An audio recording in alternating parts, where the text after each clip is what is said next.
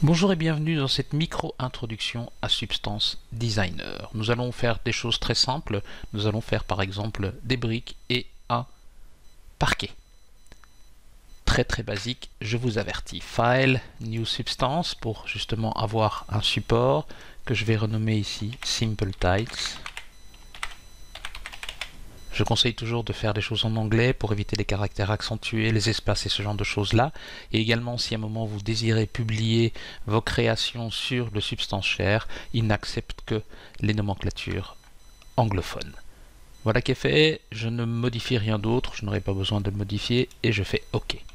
J'ai donc maintenant devant moi les différents nœuds, c'est-à-dire Uniform Color, plus exactement Base Color, Normal, Roughness, Metallic, Ambient Occlusion et Height, qui sont donc les composants classiques d'un PBR Metallic Roughness. Je vais rajouter à cela un nœud, plusieurs choix s'offrent à moi pour cet ajout de nœud.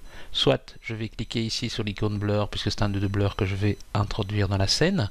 Je peux faire également un clic droit et faire Add Node Blur, ou je peux également, via la barre d'espace, aller chercher les choses ou taper ma recherche. Donc, on va cliquer simplement ici. Je vais maintenant connecter ce nœud de blur à la normale. Je vais devoir le connecter également à l'ambient occlusion, mais j'ai besoin d'un nœud intermédiaire, donc je vais le créer juste après, et à la height map. Uniform color ici, je n'en ai plus besoin. Uniform color de l'ambient occlusion, je n'en aurai plus besoin non plus. Je peux donc la supprimer. Je vais via la barre d'espace taper HB, voilà, et j'ai besoin d'un nœud de HBAO, Ambient Occlusion, que je relie. Alors pourquoi ce nœud-là? Eh bien pour justement avoir une connexion vers l'extérieur comme la normale la possède déjà, c'est-à-dire que si je fais une connexion directe, je n'ai pas la possibilité d'avoir un nœud intermédiaire de réglage. Vous voyez que si je le sélectionne ici, j'ai la possibilité de faire une profondeur de l'ambient occlusion et également un radius et également une qualité, ce qui est quand même assez intéressant pour ce genre de paramètres-là. Je relie donc mon blur à mon nœud de HBAO et je vois maintenant qu'il y a des petites lignes rouges. Alors si je sélectionne ici bien le blur, je vois les petites lignes rouges et en fait les petites lignes rouges m'indiquent simplement qu'il n'a pas d'information, ce qui est logique puisque le nœud de blur est juste un nœud de floutage, dirons-nous, et donc qui ne comporte pas, je dirais, d'éléments autres. Alors pour justement stabiliser la chose, on va rajouter un nœud. Je vais donc via la barre d'espace et je vais faire BN pour Black and White Spot et je vais prendre un Black and White Spot 1 pour justement me permettre d'avoir un peu plus d'informations. Je clique, je relis les choses et je vois ici qu'il y a un effet direct sur le cube. Donc maintenant les petites parties rouges ont disparu et je peux donc maintenant facilement effacer mon nœud de Black and White. Voilà, j'ai donc maintenant un début, il y a toujours la trace de la texture 2D, pas très grave. Bon, nous allons donc rajouter à tout cela eh bien, un tile sampler. Barre d'espace, je tape tile et je peux aller chercher ici un tile sampler. Je vais le relier directement au blur, je vérifie par contre bien que le blur ait une valeur autre que la valeur par défaut qui est donc une intensité de 10, parce que là tout est flou. Je vais remettre tout ceci à 0. On va donc maintenant pouvoir modifier les paramètres de mon tile sampler et ce que je vais modifier en premier, eh bien c'est la répétition. Donc mon X amount, je vais le mettre à 4 et je peux laisser mon Y amount à 16. Je vais également modifier la size, donc en X, je vais modifier, justement agrandir cette taille en X, passer donc de 1 à 1.18. Comme ceci. J'ai donc ici quelque chose qui a pris plus de place.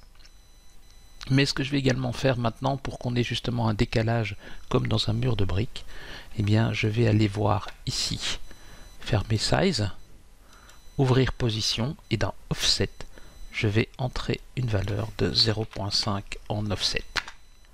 On a donc tout de suite le résultat. J'ai donc ici un résultat direct de briques. Alors, pour qu'il y ait un meilleur ressenti, puisque là on sent bien, je dirais, les formes, mais on n'a pas trop, alors on voit bien la séparation des formes plus exactement, mais on n'a pas trop l'impression de relief. Alors pour cela, je vais modifier 2-3 petits paramètres. Je vais aller dans Matériel, je vais aller dans Default, et je vais aller chercher le Physically Metallic Roughness, ce que nous avons choisi par défaut, mais Parallax Occlusion n'est pas ce que je veux pour bien faire ressentir le relief, c'est plutôt Tessellation. À partir du moment où je fais Tessellation, rien ne change. Pourquoi? Parce que je suis je dirais basé sur les paramètres par défaut, et je vais donc devoir modifier certains de ces paramètres. Au niveau de la scale, donc je vais mettre 2, et là on ressent tout de suite le relief.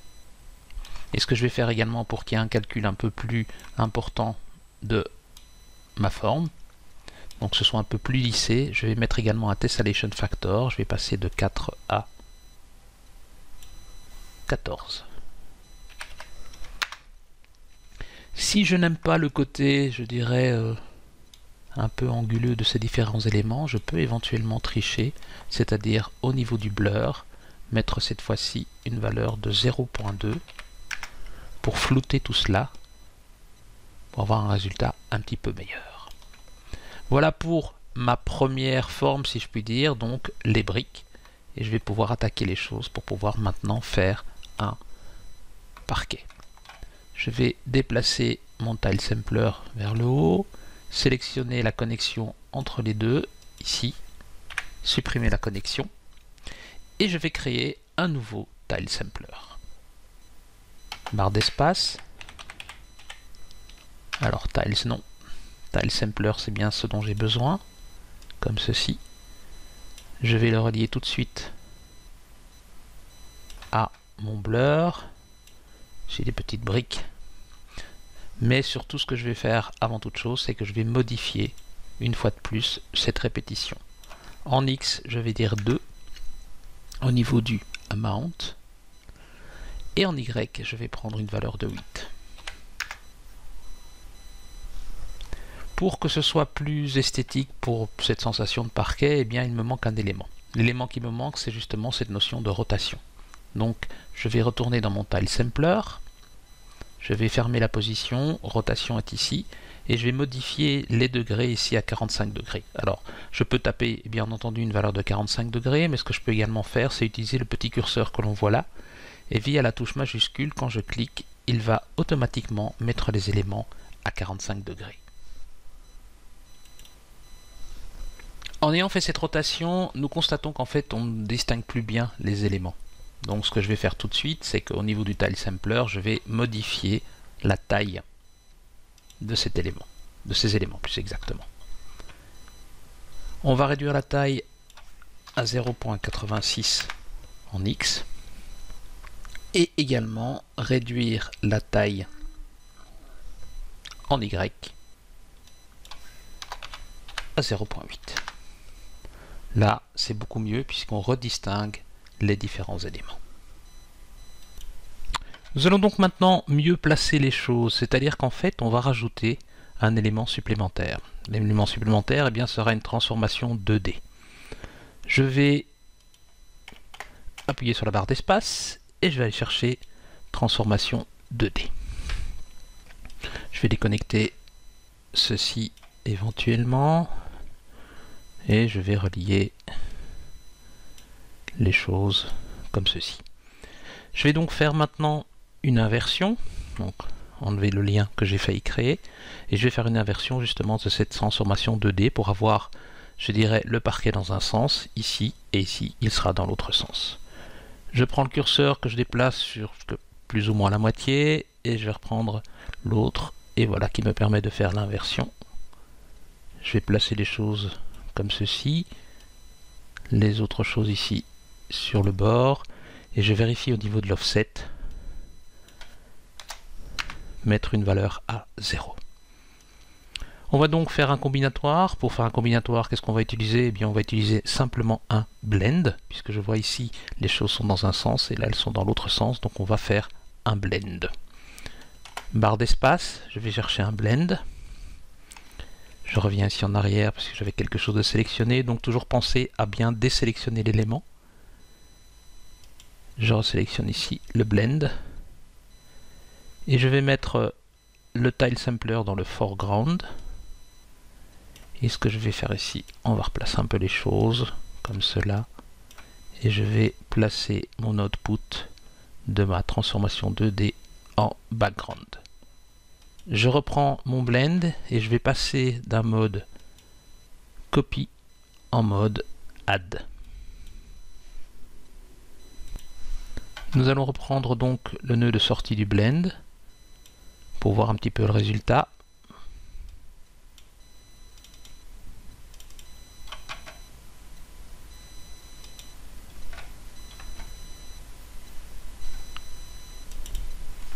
Alors, ne prenez pas le Add Sub, mais bien le Add Linear Dodge. Là, je vois qu'il y a une combinaison des deux. Par contre, c'est superposé, donc je vais reprendre ma transformation 2D et je vais légèrement modifier les paramètres. En X, je vais faire un offset négatif de moins 0.25. J'appuie sur Entrée, on voit déjà que ça se libère un petit peu. Et je vais encore faire une légère modification, cette fois-ci en Y. 0.06 en Y, et là j'ai quelque chose de plus correct. Si j'observe les choses, j'ai donc bien un parquet en quinconce.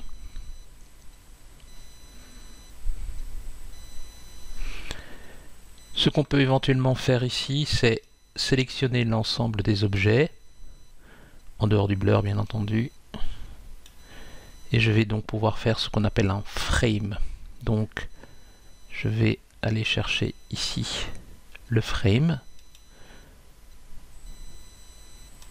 qui me permet en fait de contrôler plusieurs éléments à la fois, et je peux l'appeler par exemple le frame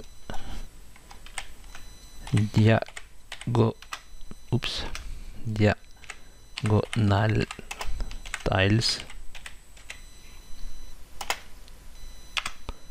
1. Voilà. Ce qui va me permettre de faire quoi? Et bien justement de faire une variation. Et comme j'ai tous les éléments ici sélectionnés, je vais pouvoir faire CTRL-C, CTRL-V. Bon, il n'a pris que le tile, c'est dommage. On va reprendre nous-mêmes en sélectionnant l'ensemble des choses. CTRL-C, CTRL-V. Voilà, il a fait donc une copie. Tout de suite, au niveau du frame, je vais renommer cela en Diagonal Tiles 2. Je vais modifier au niveau du tile le nombre, c'est-à-dire je vais passer à 4 en X et à 8 en Y. Alors pour que ce soit visible, je vais relier cela au blur, voilà, comme ça on voit le résultat. Et je vais également retravailler ma transforme 2D. Cette fois-ci, la valeur de X, je vais la mettre en moins 0.375, comme ceci, pour avoir une autre répétition, donc un autre type de carrelage. Donc si je compare les deux, j'ai celui-ci qui est le résultat du premier, et j'ai celui-ci qui est le résultat du second. Voilà une courte introduction à Substance Designer.